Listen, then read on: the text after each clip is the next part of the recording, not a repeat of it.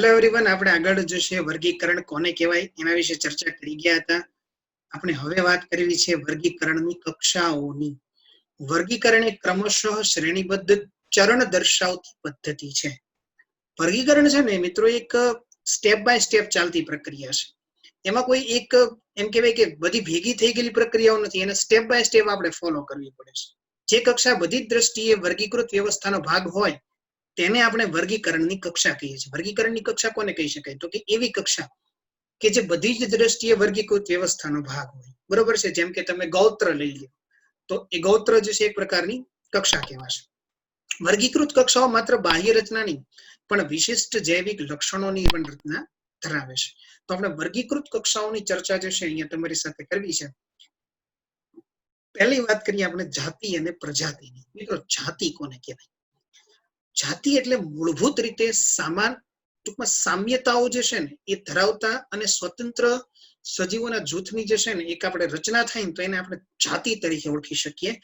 દાખલા તરીકે માનવ જાતિ. તો માનવ જાતિમાં માત્ર માનવનો જ સમાવેશ થાય. બરોબર છે? વાનર જાતિ તો વાનરનો જ સમાવેશ થાય. બરોબર? આમ તો ખરેખર વાનર પ્રજાતિ, પણ તમે દાખલા તરીકે વાનરની અંદર ગણે જુઓ તો અંદર ઘણી જાતિઓ તમને, બરોબર છે, જેમ કે ગોરીલાની લઈ શકો તમે. બરોબર? તો આવી રીતે અલગ અલગ આપણે એક્ઝામ્પલ્સ લઈ શકાય એના લેવા હોય ને તો. બરોબર છે? અહીંયા તમારી પાસે સ્ક્રીન ઉપર તમે જુઓ ને તો સોલેનમ ટ્યુબરોઝમ અને સોલેનમ મેલોન્જીના. સોલેનમ ટ્યુબરોઝમ બટેટાનું એક્ઝામ્પલ છે. સોલેનમ મેલોન્જીના જે છે રીંગણનું એક્ઝામ્પલ છે. અહીંયા ટ્યુબરોઝમ અને મેલોન્જીના એ બંને જાતિ છે. બરોબર? બંને શું છે? જાતિ છે. નજીકના ગાઢ સંબંધ ધરાવતી જાતિઓનો સમૂહ હોય ને, નજીકના ગાઢ સંબંધ ધરાવતી જાતિઓનો સમૂહ હોય તો એવી ભેગા મળીને જે જાતિ હોય ને તમે પ્રજાતિ કહી શકો. તમને સમજાવું આખી વસ્તુ કેવી રીતે કામ કરતી હોય છે. ચાલો જોઈએ. બરોબર છે? ઓકે. જો મિત્રો, દાખલા તરીકે અહીંયા હું લખવા જઈ રહ્યો છું એ. બરોબર છે? ચલો હું એ લખું છું. બરોબર? હું આ બધા એ લખી રહ્યો છું. તો જો હું તમને આ એ લખું છું એની સાથે હું તમને દર્શાવવા માંગુ છું. બરોબર છે? આ એકચ્યુઅલી એ છે પણ પી જેવા લાગે છે પણ છે એ, એમ સમજજો. તો આ એ જયારે મેં લખ્યું જ ને ત્યારે મેં તમને એવું લખીને દર્શાવેલું છે કે આ જે દર્શાવે છે શું ખબર છે? એક જ જાતિના સજીવો દર્શાવે છે. એ જાતિના સજીવો. હવે એની પાસે એક બીજી જાતિ છે. બરોબર છે? જેમાં હું અહીંયા લખવા જઈ રહ્યો છું બધાને બી લખવા જઈ રહ્યો છું. ચલો હું લખવા જઈ રહ્યો છું બી. બરોબર છે? તો તમે જે સ્ક્રીન પર જુઓ છો તમને બહુ બધા બી દેખાઈ રહ્યા છે. તો આ શું છે? તો કે બી જાતિ છે. બરોબર છે? આ કઈ જાતિ છે? તો કે એ જાતિ છે. બરોબર? આ કઈ જાતિ છે? તો કે બી જાતિ છે. બી જાતિની અંદર બધા બી જાતિના સજીવો છે. ચાલો જોઈ લઈએ. હવે શું થાય? અમારે પ્રજાતિ કહેવી હોય તો કોને કહેવાય? બરોબર? જો હું પ્રજાતિ કહીશ. આવી રીતે સી જાતિ લઈ લ્યો, આવી રીતે ડી જાતિ લઈ લ્યો. બરોબર છે? પણ આ બધી જાતિઓ છે ને એ, બી ને સી ને ડી એ એકબીજા સાથે નજીકના સંબંધો ધરાવે છે. હવે એકબીજા સાથે નજીકના સંબંધો ધરાવે છે તો મારે એનો ભાગ પાડવો હોય તો હું આ રીતે કરી શકું કે હવે મારે પ્રજાતિ કોને કહેવાય? તો કે પ્રજાતિ એટલે કઈ નહીં પણ જે નજીકના સંબંધો ધરાવતી જાતિઓનો સમૂહ છે એને આપણે શું કહેશું? પ્રજાતિ. જેમ કે એ બી સી ડી, તો એ બી સી ડી થઈ ગયું પ્રજાતિ. બરોબર છે? પ્રજાતિ જેમાં 4 જાતિ છે. કઈ? તો કે એ બી સી અને ડી. તો મિત્રો આ વાત થઈ ગઈ આપણી પ્રજાતિની. આઈ હોપ કે તમને ખ્યાલ આવી ગયો છે કોને જાતિ કહેવાય, કોને પ્રજાતિ કહેવાય. ફરી વાર એક્ઝામ્પલ તમને સ્ક્રીન પર તમે જુઓ. તમને આપવામાં આવેલું છે એ છે બટેટા અને રીંગણ, સોલેનમ ટ્યુબરોઝમ અને સોલેનમ મેલોન્જીના. સોલેનમ ટ્યુબરોઝમ અને મેલોન્જીનામાં સોલેનમ જે છે ને એની પ્રજાતિ છે. બરોબર? સોલેનમ જે છે એ શું છે? એની પ્રજાતિ છે. તો આ વાત થઈ ગઈ જાતિ અને પ્રજાતિની. બરોબર છે? આઈ હોપ કે તમને આ વસ્તુ ક્લિયર હશે. કુળની વાત કરીએ. કુળ એ પ્રજાતિ અને જાતિની સાપેક્ષમાં ઓછી સામ્યતા ધરાવતું પ્રજાતિનું જૂથ છે. હવે આવી તમે પ્રજાતિ ભેગી કરો, જેમ કે મેં તમને આગળ એબીસીડી વાળી એક પ્રજાતિ દેખાડી, પછી તમે EFGH વાળી એક પ્રજાતિ લઈ લો. બરોબર છે? એ બધી પ્રજાતિ. જો અહીંયા તમને કહું કે સોલેનમ, આગળ તમે ભણી ગયા ને, સોલેનમ પ્રજાતિ છે. બરોબર? સોલેનમ છે, પીટુનિયા છે, ધતુરા છે, એ પ્રજાતિ છે. પણ આ બધી પ્રજાતિઓ ભેગી મળીને જે છે એ સોલેનેસી કુળ બનાવે. સોલેનેસી વનસ્પતિ કુળ છે, બરોબર છે, ફેમિલી છે, કુળ છે. તો સોલેનેસી કુળમાં કોણ કોણ આવે? તો કે સોલેનમ, પિટુનિયા, ધતુરા સિવાય પણ આવે, પણ એક એક્ઝામ્પલ કે કુળની અંદર બહુ બધી પ્રજાતિનો સમાવેશ થાય છે, બરોબર છે. ચલો નેક્સ્ટ વાત કરીએ આપણે ગૌત્ર કોને કહેશું?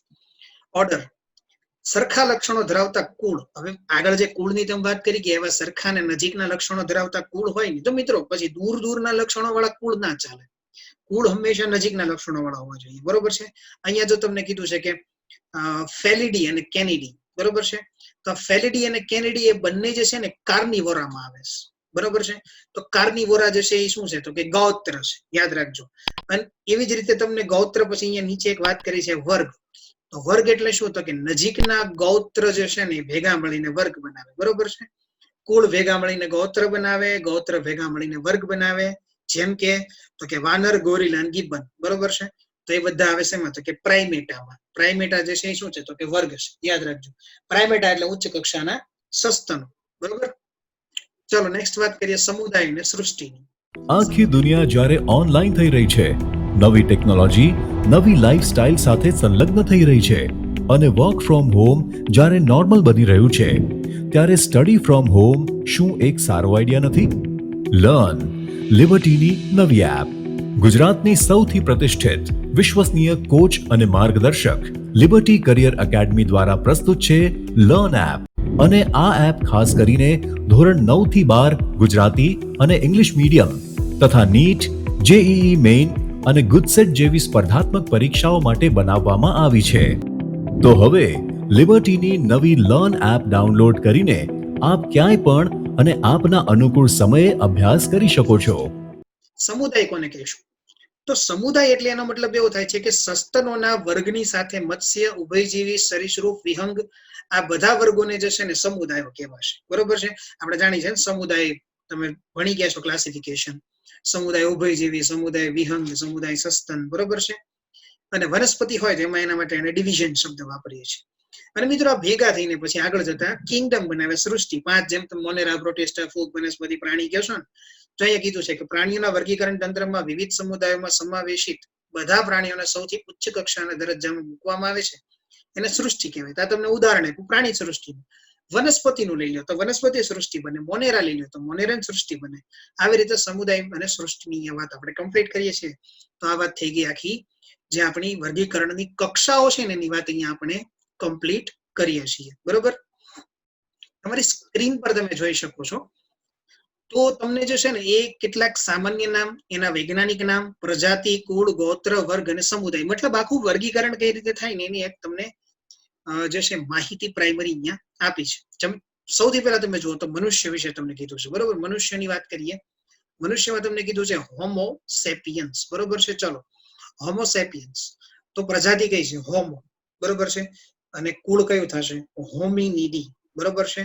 ગોત્ર કયું થશે? પ્રાઇમેટ, આગળ હમણાં જ વાત કરી. વર્ગ કયો છે મિત્રો? સસ્તન છે. સમુદાય કયો છે? મેરુદંડી છે, બરોબર. જાતિ કઈ છે? સેપિયન્સ આવશે, બરોબર ને. ચલો એ જ રીતે ઘરમાંથી આપણને કીધું છે, બરોબર છે. મસ્કા ડોમિનેસ્ટિકા, તો એમાં મસ્કા ડોમિનેસ્ટિકામાં કયું કયું આવશે? તો કે મસ્કા. કુળ કયો આવે? તો મસ્કીડી. ગોત્ર ડિપ્ટેર. વર્ગ કયો છે? કીટક છે, બરોબર ને. કીટકમાં આવશે. અને સમુદાય કયો? તો સંધિપાદમાં. જાણો છો વર્લ્ડમાં 2/3 સંધિપાદો છે, આપણે જાણીએ. 66% પ્રાણીઓ જે છે ને એ સંધિપાદો છે. આંબો જે કહેવાય મેન્જીફેરા ઇન્ડિકા, તો એનો પ્રજાતિ મેન્જીફેરા છે. કુળ જે છે એનાર્કેડિયેસી છે, બરોબર છે. પછી એનો ગોત્ર જે છે એ સેપિન્ડેલ્સ છે. પછી એ દ્વિદળીમાં આવે છે અને પોતે કઈ છે? તો કે સમુદાય આવૃત બીજધારી છે, બરોબર ને. એમાં સમુદાયમાં આવૃત બીજધારી, અનાવૃત બીજધારી ભાગ પડશે. ઘઉં તો એને ટ્રેડિકમ એસ્ટિવમ કહીએ છીએ આપણે. પ્રજાતિ ટ્રેડિકમ થશે. કુળ પોએસી થશે, બરોબર. ગોત્ર પોએલ્સ. પછી તમે જોવા જાવ વર્ગ તો એક દળી છે અને બીજધારી તો કે આવૃત બીજધારી છે, બરોબર. ઘઉં એક દળી છે, આંબો જે છે તમે દ્વિદળીની વાત કરી શકો. મિત્રો આના ઉપરથી તમારે આવા ઘણા બધા એક્ઝામ્પલ તમે ભણી શકો. અહીંયા આમાં જો તમારી બુક્સના આ એક્ઝામ્પલ છે એટલે તમને પ્રશ્નની અંદર એમસીક્યુમાં નીટમાં પૂછવા હોય ને તો પૂછી શકે ખરા. અને આ સિવાય પણ તમારા નોલેજમાં આવા બીજા જે છે તમારા પોતાના હોમવર્કમાં પ્રિપેર કરેલા કેટલાક આવા ઇમ્પોર્ટન્ટ નામ હોઈ શકે. ઝિયા મેઝ માટેનું લઈ શકો તમે, એટલીસ્ટ જેટલા સજીવોની ચર્ચા તમે તમારા ચેપ્ટર્સમાં કરો છો, બરોબર છે, તમે વંદા વિશે ભણો છો, તમે દેડકા વિશે ભણો છો, તમે અળસિયા વિશે ભણો છો, એટલીસ્ટ એના વિશે તમે ઘઉં છે, ચોખા છે, બરોબર છે, જુવાર છે, આ બધા વસ્તુઓ વિશે તો તમને આટલી બાબતોનો ખ્યાલ હોવો જોઈએ, બરોબર. તો ખાસ અહીંયા ધ્યાન રાખજો એ વસ્તુ. ચલો નેક્સ્ટ આપણે વાત કરીએ હવે આપણા પોઈન્ટની. ઓકે, હવે તમારી પાસે મારે ડિસ્કશન કરવી છે વનસ્પતિ સંગ્રહાલય, હર્બેરિયમ. જો મિત્રો, હર્બેરિયમ જે છે ને એક પ્રકારની ટૂંકમાં એક્સ સિટુ કન્ઝર્વેશનની મેથડ છે, બરોબર છે. અહીંયા આપણે જેટલી વાત કરવાના છીએ હવે એ બધી એક્સ સિટુ કન્ઝર્વેશનની જ એક મેથડ છે. પહેલા તમને એવું કહેવામાં આવે છે કે વનસ્પતિ સંગ્રહાલય, હર્બેરિયમ શું છે? વનસ્પતિ સંગ્રહાલયોમાં વનસ્પતિ નમૂનાઓ, હર્બેરિયમ એ કાગળ પર શુષ્કન, દાબન, પરીક્ષણ કરેલા વનસ્પતિઓના નમૂનાઓનું સંગ્રહ સ્થાન છે. પછી આ નમૂનાઓને વિશ્વ માન્ય વર્ગીકરણ પદ્ધતિ મુજબ ગોઠવવામાં આવે છે. મતલબ કે તમારે એને જે વર્ગીકૃત કરવા છે તેને વર્ગીકરણ મુજબ તમારે ગોઠવી દેવાના છે. હર્બેરિયમ શીટ પર તેના વર્ણનની સાથે આ નમૂનાઓના ભવિષ્યની ઉપયોગિતા માટે સંગ્રહ સ્થાન બને છે. કેટલી વસ્તુ લખશું ને યાદ રાખજો, હું આખું સમજાવું છું તમને. એકત્ર કર્યાની તારીખ, જગ્યા, અંગ્રેજી નામ, સ્થાનિક નામ, વનસ્પતિ શાસ્ત્રીય નામ, કુળ, એકત્ર કરનારનું નામ વગેરે વિશેની માહિતી હર્બેરિયમ પર લખેલી હોય છે. અને વનસ્પતિ સંગ્રહાલયો વર્ગીકરણ અભ્યાસમાં ત્વરિત સંદર્ભ તંત્રો તરીકે પણ કાર્ય કરે છે. મિત્રો, શું થશે આમાં સમજો તમે ખાસ મારી વસ્તુ, કે આખી જે પ્રક્રિયા છે તમારે આવી પેલા શું કરવાનું છે. દાખલા તરીકે તમે કોઈ વનસ્પતિ જે છે, બરોબર છે, એ વનસ્પતિને તમે લ્યો છો, તો આ વનસ્પતિને તમારે શું કરવાનું છે, તો કે સૌથી પહેલા તો એને કેટલાક સ્ટેપ બાય સ્ટેપ આપણે આગળ વધવાનું. સૌથી પહેલા તમે એનું જે છે શુષ્કન કરશો, બરોબર. અહીંયા જો કીધું તમને શુષ્કન, સૌથી પહેલા તમારે એને સુકવવા માટે મૂકી દેવાનું છે. તેને 4 દિવસ, 5 દિવસ, 10 દિવસ પણ સુકાઈ જશે. સુકાઈ જાય ને, સુકન ટૂંકમાં ડ્રાઈંગ સાથે આપણે એને પ્રેસિંગ પણ કરી દેવાનું, દાબન એટલે દબાયેલી જગ્યા પર જ એને તમે સૂકવી શકો, એટલે દબાઈ જશે, બરોબર છે. પછી કીધું છે પરિરક્ષણ. પરિરક્ષણ એટલે આપણે એને પ્રિઝર્વેશન કહીશું. પ્રિઝર્વેશન એટલા માટે કારણ કે એના ઉપર આપણે પ્રિઝર્વેશનમાં જે છે કેટલીક ઝેરી દવાઓનો છંટકાવ કરશું, જેના કારણે આ જો કે આ પર્ણ તો મૃત છે પણ કેટલાક કીટકો એને ખાઈ ન જાય એનું ધ્યાન રાખવું પડશે આપણે, બરોબર છે. જો હવે આ પ્રક્રિયા આખી કેવી રીતે થશે તમને સમજાવું. હવે તમારી પાસે એક શીટ હશે, બરોબર છે, અને તમારી પાસે જે શીટ છે ને એને હર્બેરિયમ શીટ કહેવામાં આવે છે, બરોબર. હર્બેરિયમ શીટ કહેવામાં આવે છે. તો આપણી પાસે શીટ છે હર્બેરિયમની, બરોબર છે. હું તમારી સાથે દોરી રહ્યો છું હર્બેરિયમ શીટ. મિત્રો, હર્બેરિયમ શીટ ઉપર આપણે શું કરશું, જે નમૂનો આપણે લીધો છે ને એ નમૂનો, દાખલા તરીકે તમારી પાસે મેં ડાબી બાજુ દોરેલ પર્ણ છે ને, તો એને જો આ રીતે આપણે અહીંયા રાખી દઈશું. ત્યાર પછી અહીંયા તમને જેટલી વસ્તુ કીધી છે, જે નામ ને બધું એ નોંધવાનું છે, અહીંયા આપણે નોંધી લઈશું જમણી બાજુ ઉપર. જો અંગ્રેજી નામ, સ્થાનિક નામ, વનસ્પતિ શાસ્ત્રીય નામ, કુળ, એકત્ર કરનારનું નામ વગેરે બાબતો જે કઈ લખવાની કીધી છે એ બધી આપણે અહીંયા લખી નાખશું. ત્યાર પછી આને આપણે સંગ્રહમાં મૂકી દઈએ છીએ. તો આ આખી થઈ ગઈ હર્બેરિયમ પ્રિપરેશનની વાત, બરોબર છે. હર્બેરિયમ પ્રિપરેશનના સ્ટેપ વિશે ક્વેશ્ચન પૂછાતો હોય છે ઘણી વાર. સિવાય તમને એમ પૂછાતો હોય છે કે કઈ માહિતી હર્બેરિયમ પર લખવામાં આવતી નથી, બરોબર. આવું બધું યાદ રાખજો મિત્રો ખાસ. હર્બેરિયમ બહુ ઈઝી વસ્તુ છે. નેક્સ્ટ આપણે વાત કરીએ હવે આપણે વનસ્પતિ ઉદ્યાન કોને કહેવાય છે. Botanical gardens. બોટેનિકલ ગાર્ડનની જો ચર્ચા કરવી હોય આપણે, બોટેનિકલ ગાર્ડન એ પણ એક પ્રકારનું એક્સ સિટુ નવસ્થાન સંરક્ષણનું ઉદાહરણ છે. શું કરીએ છીએ આપણે એમાં, તો કે વિશિષ્ટ સંદર્ભ માહિતી માટેના જીવંત વનસ્પતિઓના નમૂનાઓ ધરાવે છે. ઓળખ વિધિના હેતુ માટે આ ઉદ્યાનમાં વનસ્પતિની જાતોને ઉછેર કરેલ છે. આપણે અલગ જગ્યાએથી કલેક્ટ કરેલી વનસ્પતિઓને વનસ્પતિ ઉદ્યાનમાં રાખીએ છીએ, અને દરેક વનસ્પતિ પર તેમના વનસ્પતિ શાસ્ત્રીય કે વૈજ્ઞાનિક નામ અને તેમના કુળ સૂચવતી કાપલી પણ લગાડેલી હોય છે. ક્યુ ગાર્ડન ઇંગ્લેન્ડ. મિત્રો, આ નામ યાદ રાખજો, જોડકામાં પૂછી નાખે છે નીટમાં. ઇન્ડિયન બોટેનિકલ ગાર્ડન હાવરા, બરોબર છે, Bharat. Indian botanical garden Jagdish. National botanical research institute Lucknow, Bharat. આ બધા જે છે ને એ ભારતના પ્રખ્યાત જે છે એ ટોટલ એમ કહી શકાય કે વનસ્પતિ ઉદ્યાનો છે. મિત્રો, ઇન્ટરનેશનલ યુનિયન IUCN અને આપણે જે છે IUCN અને IUZN, બરોબર છે.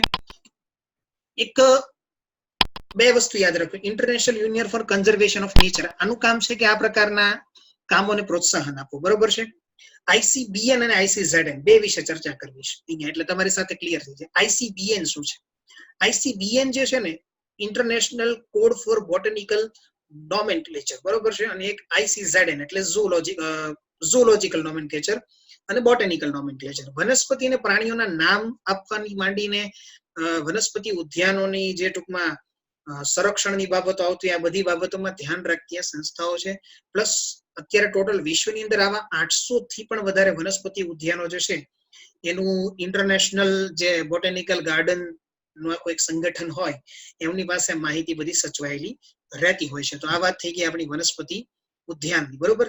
બે વાત યાદ રાખજો, એક IUBN અને એક IUZN, International Union for Botanical Nomenclature and International Union for Zoological Nomenclature, એટલે કે પ્રાણી નામકરણ અને વનસ્પતિના નામકરણ માટે, બરોબર છે. બે વાત યાદ રાખશું આપણે. સંગ્રહાલય, ચલો સંગ્રહાલયની વાત કરીએ. સંગ્રહાલય માટે મિત્રો શબ્દ છે મ્યુઝિયમ. તમે લોકોએ ઘણી બધી જગ્યાએ નામ સાંભળ્યું હશે મ્યુઝિયમ, જેમ કે ગુજરાતનું સૌથી ફેમસ મ્યુઝિયમ જે છે એ વડોદરામાં આવેલું છે.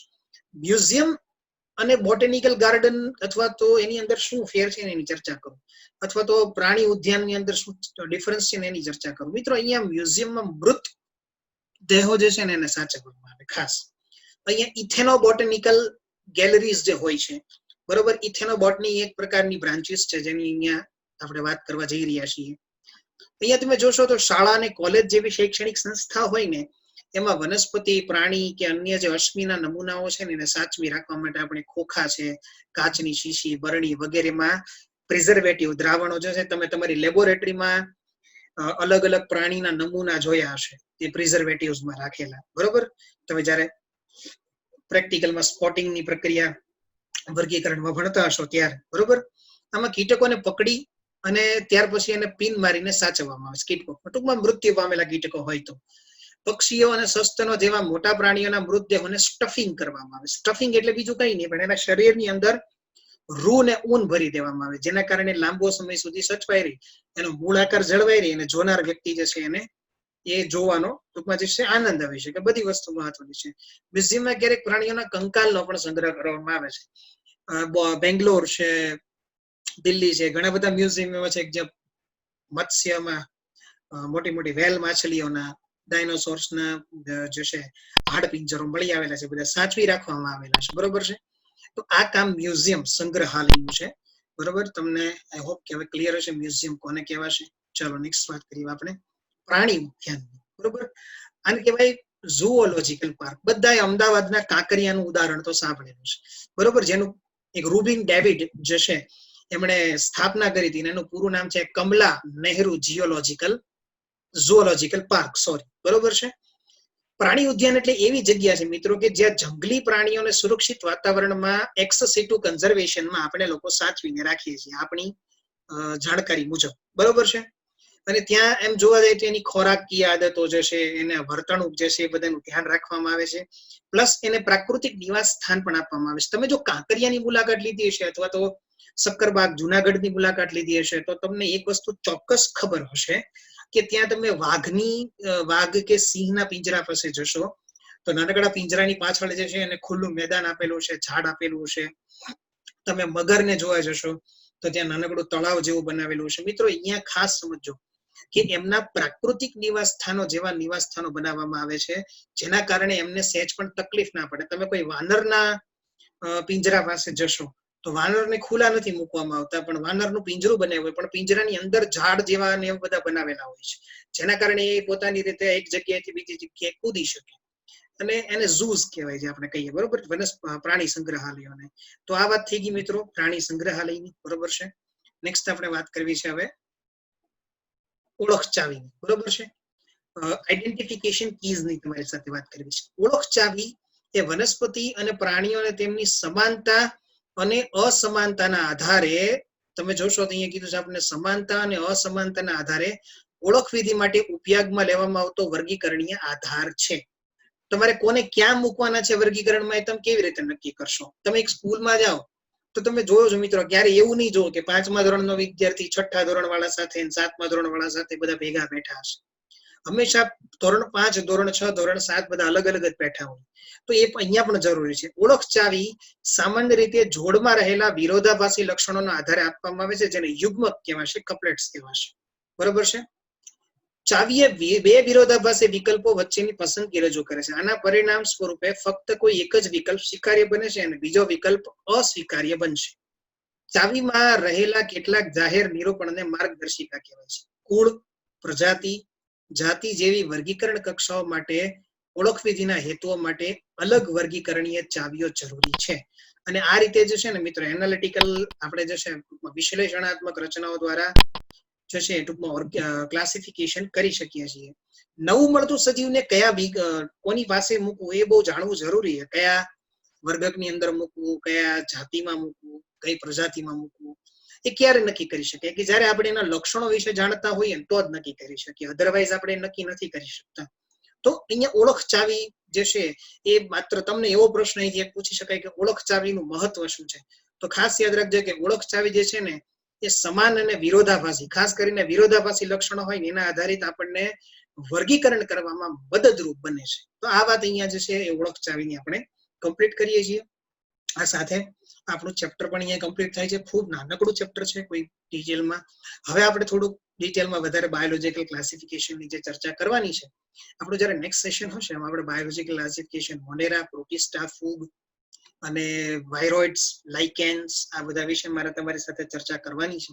ચોક્કસ હું એની સાથે નેક્સ્ટ સેશનમાં અવેલેબલ થઈશ. Thank you so much.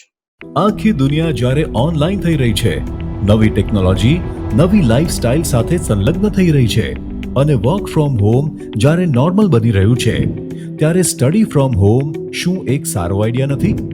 Learn, લિબર્ટીની નવી એપ. ગુજરાતની સૌથી પ્રતિષ્ઠિત, વિશ્વસનીય કોચ અને માર્ગદર્શક લિબર્ટી કરિયર એકેડમી દ્વારા પ્રસ્તુત છે લર્ન એપ. લર્ન એપ આપને ઘરે બેઠા કોચિંગ ક્લાસમાં મળતું શિક્ષણ પૂરું પાડે છે અને આ એપ ખાસ કરીને ધોરણ 9 થી 12 ગુજરાતી અને ઇંગ્લિશ મીડિયમ તથા નીટ, જેઈઈ મેઇન અને ગુજસેટ જેવી સ્પર્ધાત્મક પરીક્ષાઓ માટે બનાવવામાં આવી છે.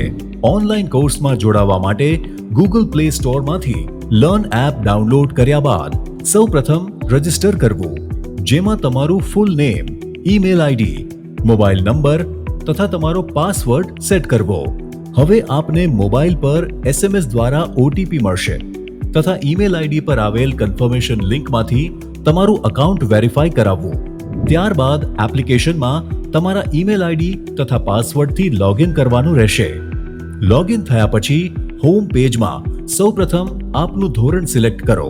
તેમાં સિલેક્ટ કરવાથી આપને બેચની વિગતો ઉપરાંત ક્લાસીસ, ટેસ્ટ્સ, સ્ટડી મટીરિયલ તથા બીજી વિશેષ માહિતી જોવા મળશે. એક વખત આ પ્રક્રિયા પૂરી થયા પછી બાય નાવ બટન ક્લિક કરીને આપેલ પેમેન્ટ ઓપ્શન્સમાંથી કોઈ પણ ઓપ્શન જેવા કે ડેબિટ કાર્ડ, ક્રેડિટ કાર્ડ અથવા ગૂગલ પે સિલેક્ટ કરીને તરત જ એનરોલ કરી શકો છો. હવે આપની નક્કી કરેલી બેચ ખુલશે. નમસ્તે વિદ્યાર્થી મિત્રો. અને અનુકૂળતા પ્રમાણે આપ નિષ્ણાંત શિક્ષકો દ્વારા સમજાવવામાં આવેલ લેક્ચર સેશન્સ જોઈ શકો છો. આ લેક્ચરને વધુ સમજવા માટે PDF મટીરિયલ્સ ડાઉનલોડ કરી શકશો. એક વખત વિષય સમજી લીધા પછી ચેપ્ટર વાઇઝ ક્વિઝ આપીને પોતાની વિષય સમજ ચકાસી શકો છો. અને જો ક્યાંક આપને કોઈ સમસ્યાનો ઉકેલ ના મળે તો ચિંતા ના કરશો. અમારા ઇન્ટરેક્ટિવ લાઈવ ડાઉટ સોલ્વિંગ સેશન્સમાં લાઈવ ચેટ બોક્સ દ્વારા તમારી મૂંઝવણ તરત દૂર કરી શકો છો. તો હવે લિબર્ટીની નવી લર્ન એપ ડાઉનલોડ કરીને આપ ક્યાંય પણ અને આપના અનુકૂળ સમયે અભ્યાસ કરી શકો છો.